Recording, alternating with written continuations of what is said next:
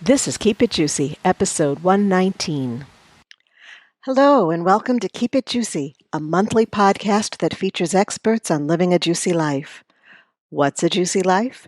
It's a lifestyle for those who have put in a few miles and are ready to turn off-road, who are still learning and excited, who are fearless, or who are scared but dare anyway. Juicies are grown-ups, so some of our language may not be suitable for children. Juicies are bold, passionate, and ready to squeeze every drop of juice out of life. I'm your host, Helen Mitternight. Are you ready? Let's keep it juicy.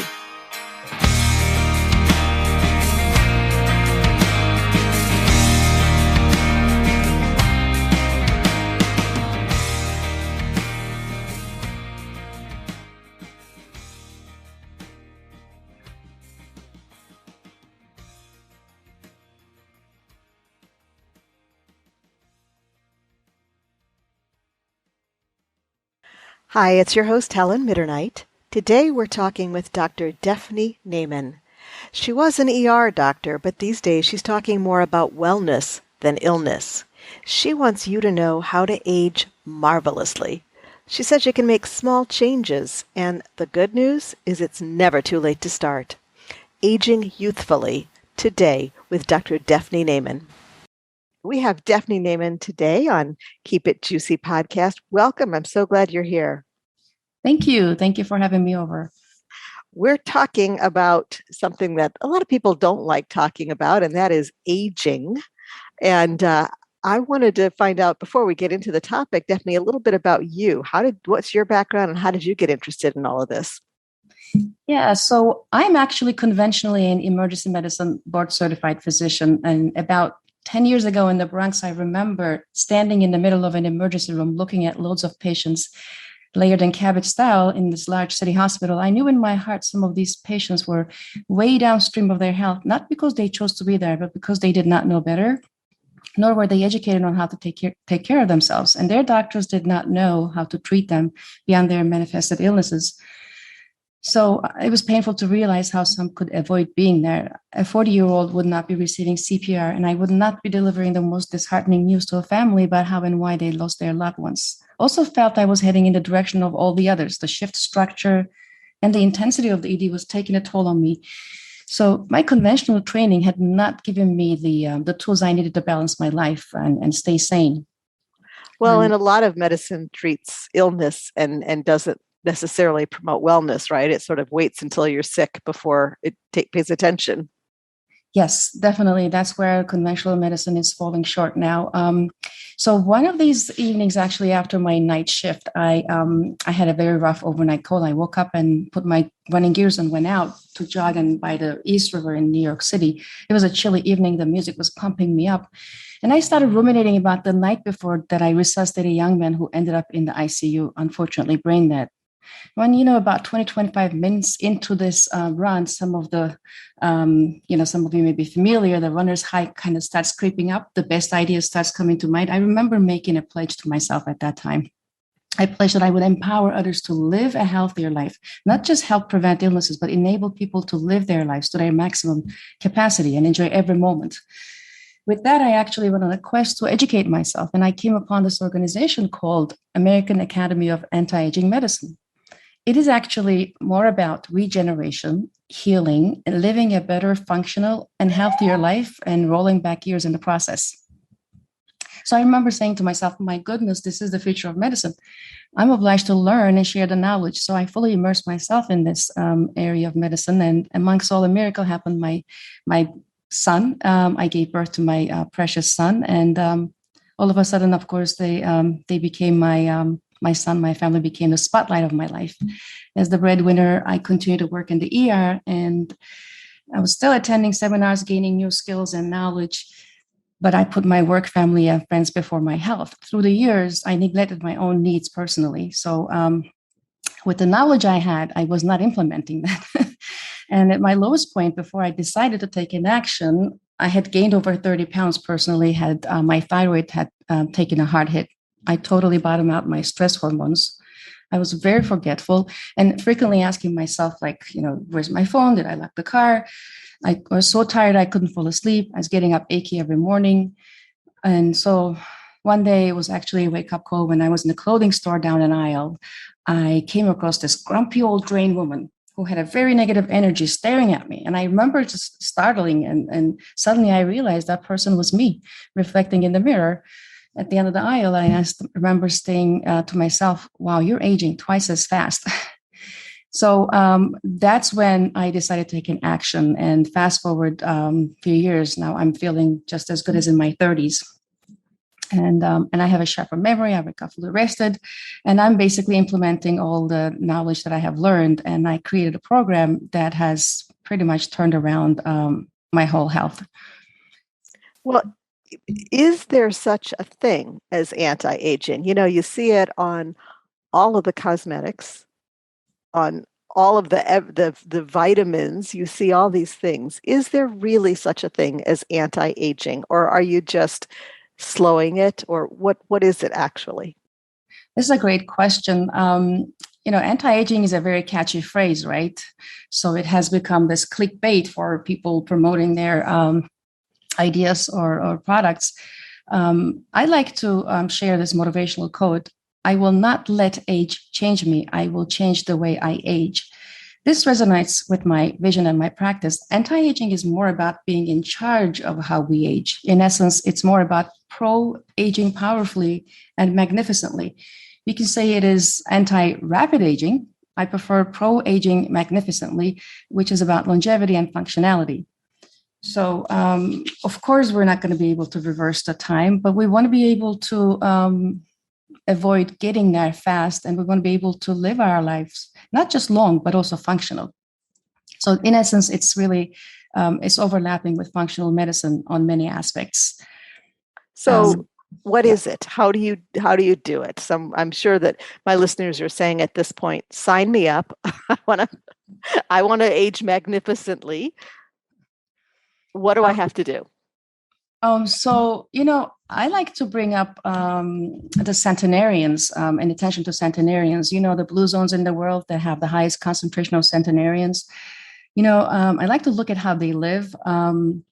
Clearly, the genes are undeniable, but about 75% of how they live to that age and functionally has to do with their lifestyle. So I would say lifestyle is huge, is number one factor in staying young and being functional. So I like to break it down to pillars of health: nutrition, mind-body connection, hormonal balance, joyful activities, and detoxification. So I think with all of those, it's paying attention to these. We're able to sort of have a power over our aging process. Well, let's talk about each of them.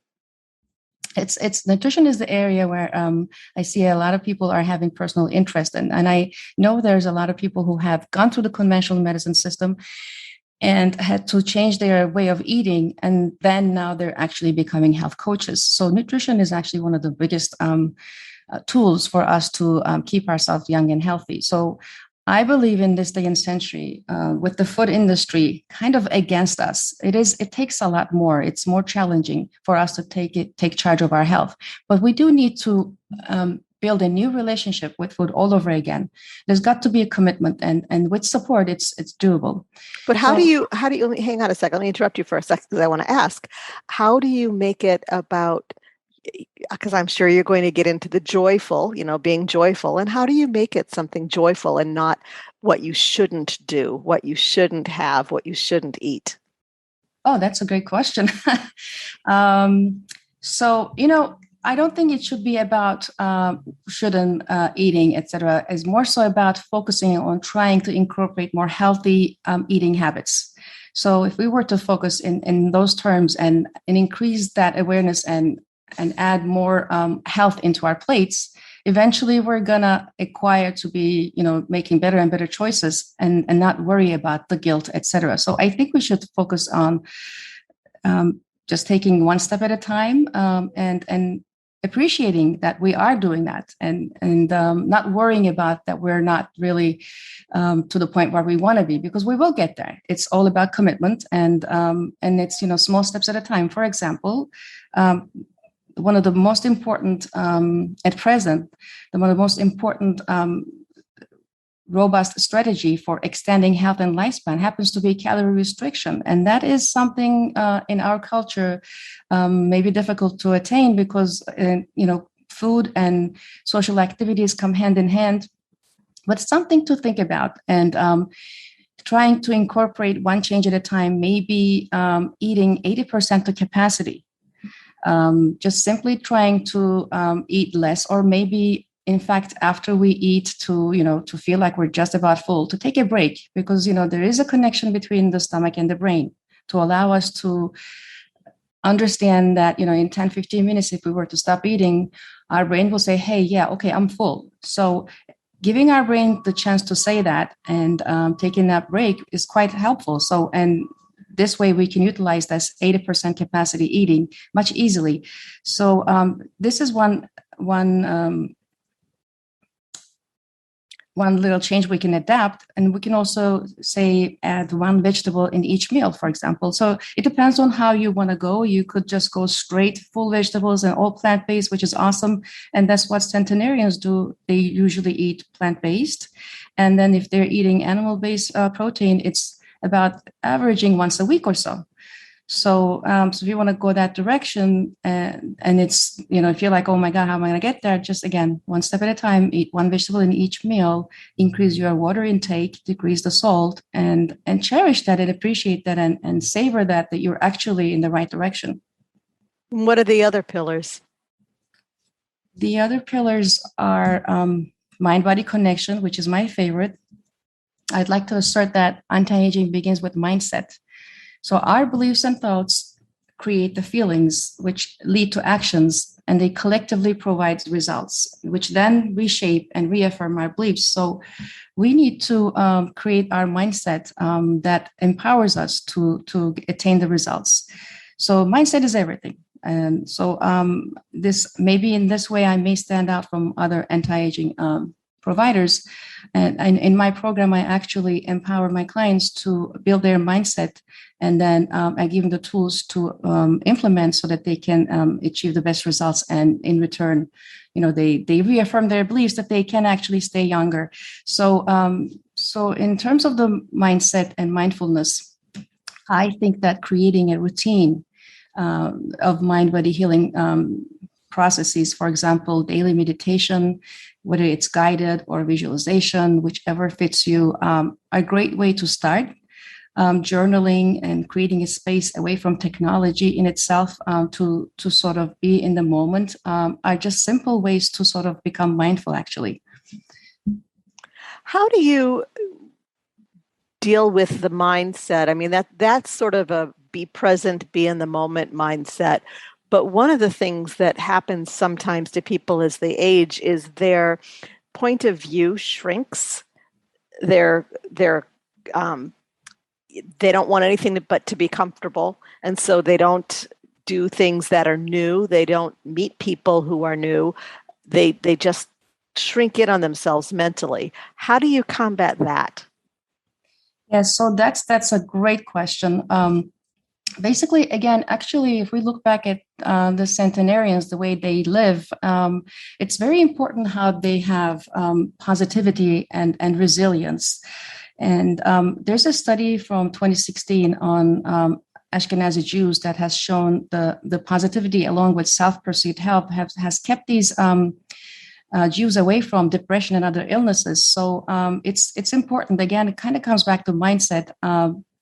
And at the same time, it's about connecting with, not just connecting with our body with meditation, yoga, tai chi, but connecting to our community, connecting with spirituality as well. The other things that we actually oversee in 21st century of living in here, the elderly in these places, in blue zones where centenarians are concentrated, they actually feel respected. They are the point of reference due to their wisdom, and they're not seen as a burden. they actually also have they're independent in terms of their daily activities.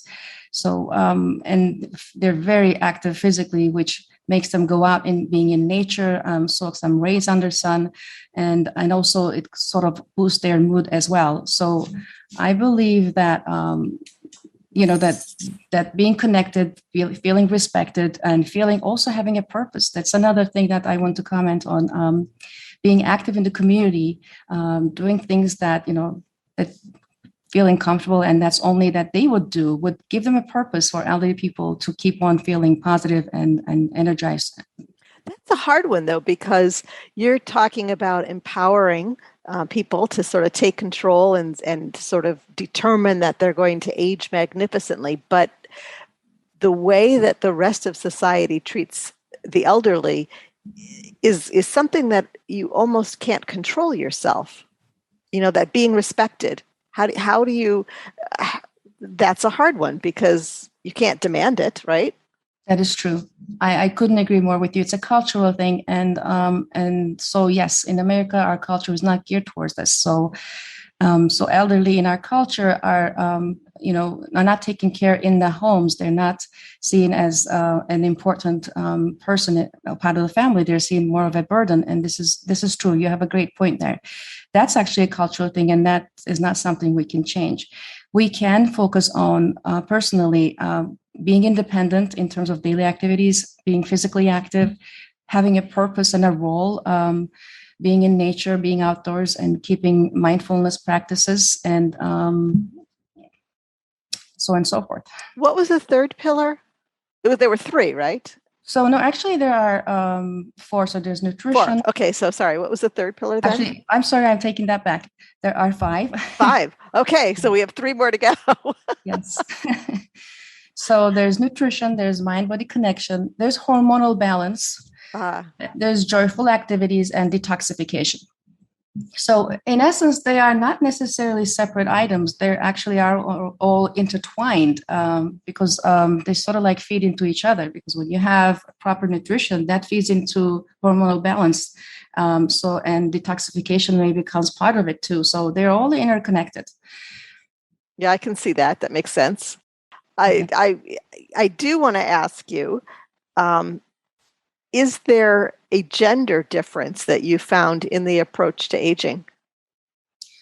In terms of approach, I wouldn't say so, but there's definitely, it's known that women have an advantage over men when it comes to longevity. However, from the same token, the morbidity seems to be higher in women as well. So women tend to have more chronic illnesses and inflammatory processes like autoimmune diseases a little bit more than men. So it's interesting to look again to these centenarians. There's in Sardinia, apparently the men and women, they happen to live around the same age. So, and it's supposedly the idea behind that is that they're equally very active physically. So I think just implementing these pillars to any gender would actually, and implementing them in the most optimal way would probably result in the optimal outcome. Of course, there's genes. We cannot deny genes. If your parents are not living up to, or your grandparents have not lived up to 90s and beyond, it makes it a little bit less likely for you to hit that mark. However, it's not impossible because, as I had mentioned earlier, it is about 75% is about lifestyle. 75% of that is lifestyle, but part of lifestyle is the mindset that you were talking about. So how do you advise people or coach people to move from that mindset of I am young and invincible and gorgeous to I am old, and in the case of many women, I am no longer as attractive. I'm not getting the whistles on the street anymore, so that means I'm irrelevant. Like, that mindset is a really hard thing to get over. What do you do about that? You're right. And I think part of it has to do with our society and our culture has imposed on us that for us to feel powerful or strong or beautiful, we have to be looking, in our 20s or 30s. And that's the only way we're going to be able to assert that we're actually youthful in many ways. But that's so not true, because I think it's all about being graceful and appreciating our age and appreciating the wisdom that comes along with it. So part of the mindset is not necessarily fighting with the idea of like, oh, I'm having wrinkles on my face. And so how am I going to undo this, as much as actually, how can I enjoy this opportunity, this presence in this earth, and to the best, to my best ability, to how can I make the best out of this and appreciate this precious thing of living that's given to me. So that's, I think, what I would say, but I don't know if that would resonate with everyone. I feel like as an anti-aging specialist, maybe, it's maybe seen as that I would have this magic wand to reverse years, but it's really not about that. It's about being able to take in age is gracefully and with the modalities I mentioned, to not age, but take years powerfully and strongly and functionally, and be able to still give back, be able to still contribute to the community, still be connected with around us, etc. Yeah, I've found of the people I've interviewed for this particular podcast, there seems to be success in thinking of it as a trade-off. Like, yes, you are no longer fertile. However, you no longer give a damn about what people think, so you don't have to spend all that time worrying about it. That there's a trade-off of what you've lost, but you gain some freedoms that you didn't have when you were younger. And for the women that I have talked to, mostly women, it is that's how they accommodate that new reality, as they think of what they've been given in exchange for the losses. Yes, because you're right. It comes with the wisdom of not worrying about what people say and think. Right. Yeah. So it can all seem a little bit overwhelming. I mean, there are 5 pillars, like, where do you start? So before I start, I want to also mention detoxification, and we didn't actually. You're right. I'm sorry. I zoomed right over that. So should we go over them? But kind of mention them a little bit, maybe. Yeah. Go ahead. Okay. So one of the pillars of a healthy living or aging gracefully or magnificently is detoxification, because we actually are living in a highly toxic environment. And right now in the world that we're in, we have this chemical pollution of 21 billion chemicals produced annually. And pesticides are actually being placed into seeds of the food that we're going to eat, right, to produce. So this toxic environment is creating a lot of cellular inflammation and improper genetic expressions, improper absorption of nutrients, improper replication of cells, and mitochondrial toxicity, etc., and weight gain, inflammation leading to chronic diseases, damages of our genetic expression, etc. So it's very important that we realize the world we live in, because we oversee a lot of these exposures. Part of it has to do with the industries are basically, like, for example, food industry is advertising and they have their agenda in such a way that it's very difficult to even combat the toxic exposure that we're exposed with the food industry. For example, I would argue food is number one killer in America right now. And so, and it's because of the way that it's produced. So the industry itself is geared towards modified processed food with less nutrients, calorie-dense versions, and using GMO, which then comes along with glyphosate usage, which is a highly toxic weed killer that is found in everybody right now. If you were to test this, everybody right now, we all have some levels of glyphosate in our system, and it's linked with inflammation, cancer, lymphoma, etc. So So that's another external, like the respect that we were talking about, that's an external. So how do you take control of that? Yes, great question. So basically, simply by buying local and organic food, we are minimizing. We're not 100% avoiding, but we're minimizing the exposure in terms of food.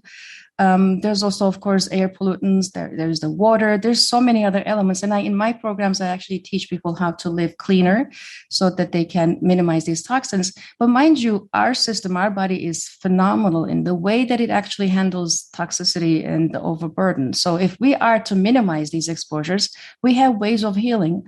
Our liver can handle it. However, when it's above and beyond our capacity, then that's when we have these inflammation and chronic diseases creeping up. Okay, so let me go back to my question that I asked you before, which is, all right, so now we've got the 5 pillars, and they're all important, and they're all vital in keeping you youthful, if not young. Where do you start? Because it's a lot. I mean, you are asking for a total life change, and not many people are able to do that. So what can we do to start?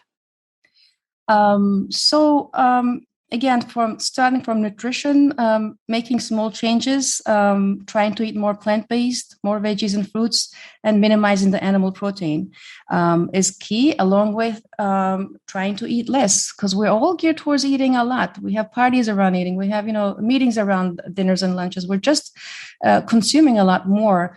And the more we consume, the more